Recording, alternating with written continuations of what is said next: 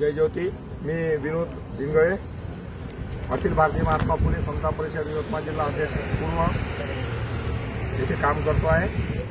मी या ठिकाणी आज सन्माननीय छगन भुजबळ साहेबांची जी मीटिंग आयोजित केली त्या संबंधात आम्ही इथे आलेलो आहोत। माझ्यासोबत सन्माननीय राजेंद्र घाटे, अखिल भारतीय महात्मा फुले समता परिषदेचे पश्चिमचे तसेच पंकज भाऊ शेंदुरकर तालुका दारव्हा तालुका अध्यक्ष सुद्धा पण आलेले आहेत। आणि आमचं म्हणणं आहे की या राज्यामध्ये जे आता विधानसभा होऊन गेलेले आहे, या विधानसभेमध्ये जे महायुतीला जे यश मिळालेलं आहे हे यश ओबीसीच्या नेतृत्वामध्ये म्हणजे सन्माननीय भुजबळ साहेबांच्या नेतृत्वामध्ये हे संपादित झालेलं आहे। आणि अशी परिस्थिती असताना जे ओबीसीचं आंदोलन झालं, सर्व मराठे सन्माननीय भुजबळ साहेबांच्या अंगावर आले, खालच्या स्तरावर साहेबांना गलिच्छ अशा शब्दातून त्यांनी शिवीगाळ केली, बोलले। असं असताना सुद्धा आम्हाला अपेक्षा होती का सन्माननीय साहेबांना कॅबिनेट मिनिस्टरी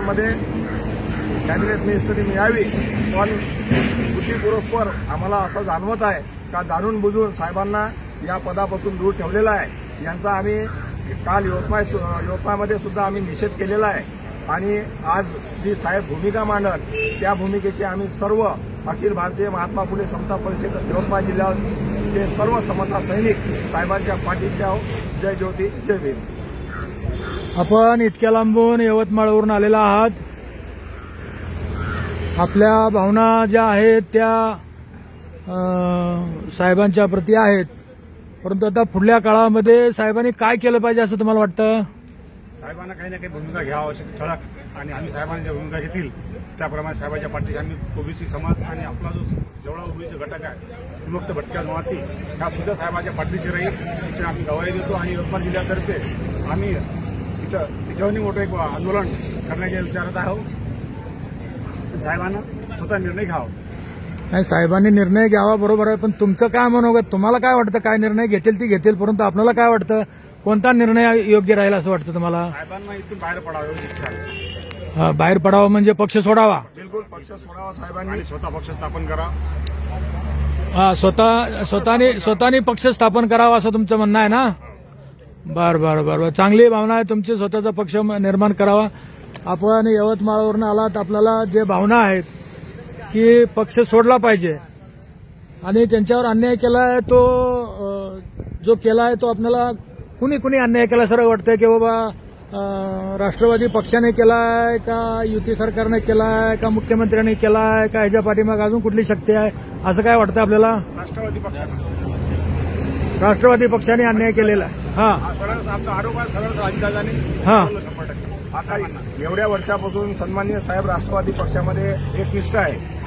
मागील काळामध्ये त्याच पक्षामध्ये साहेब मंत्री म्हणून काम केलेलं आहे आणि या महाराष्ट्रातले सर्वात सिनियर नेतृत्व म्हणजे सन्माननीय भुजबळ साहेब आहे। तर पहिला आमचा रोष राष्ट्रवादी पक्षाचे जे त्यांचे अध्यक्ष आहे तटकरे साहेब असो, प्रफुल्ल पटेल साहेब असो, अन्य कोणी असो त्यांच्या कोर कमिटीमध्ये यांनी साहेबाला प्रथम संधी द्यायला पाहिजे होती, ही भूमिका आहे। त्याच्यानंतरचा जो विषय राहिलेला आहे त्याच्यानंतरचा विषय जो आहे महायुतीचा, पण आपले साहेब ज्या पक्षामध्ये आहे आपला सर्व रोष त्या पक्षावर आहे। आणि सन्माननीय अजित पवार साहेबांनी या गोष्टीची दखल घेतली नाही आणि जाणून बुजून साहेबाला त्या पदापासून डावलण्याचा प्रयत्न केला, अशी आमची भूमिका आहे। आम्ही या विषयाचा निषेध करतो। जर आता समजा जर पुनर्वसन करायचं म्हणून जर अजितदादानं काही प्रयत्न केले आणि परत मंत्रिमंडळात घेतलं तर काय आपल्याला त्याची काय मान्यता आहे का बाहेर पडलंच पाहिजे? बाहेर पडून एक ओबीसीचं नेतृत्व आणि आमच्या महाराष्ट्रामध्ये आज ओबीसीच्या नावानं साहेबांनी जे काम केलेलं आहे, इतक्या वर्षापासून साहेब जे ओबीसीचं काम करत आहे, जर साहेबांनी जर या पक्षातून बाहेर निघून एक ओबीसीच्या 15-20 आमदार जरी निवडून आणू शकलो असतो आपण, तर आज ही वेळ आपल्यावर या लोकांनी आणली नसती, अशी आमची भूमिका आहे। धन्यवाद। हे होते यवतमाळवरून अखिल भारतीय समता परिषदेचे अध्यक्ष नेते आणि त्यांच्या तीव्र भावना आहेत की कसल्याही परिस्थितीमध्ये राष्ट्रवादी घड्याळ गटाचे अध्यक्ष अजित पवार यांनी, तटकरे साहेबांनी आणि प्रफुल्ल पटेल यांनी माननीय छगनरावजी भुजबळ साहेब यांच्यावर अन्याय केलेला आहे. कसल्याही परिस्थितीत हा पक्ष सोडला पाहिजे आणि आपला ओबीसीचा स्वतंत्र पक्ष स्थापन केला पाहिजे, अशा तीव्र भावना आहेत.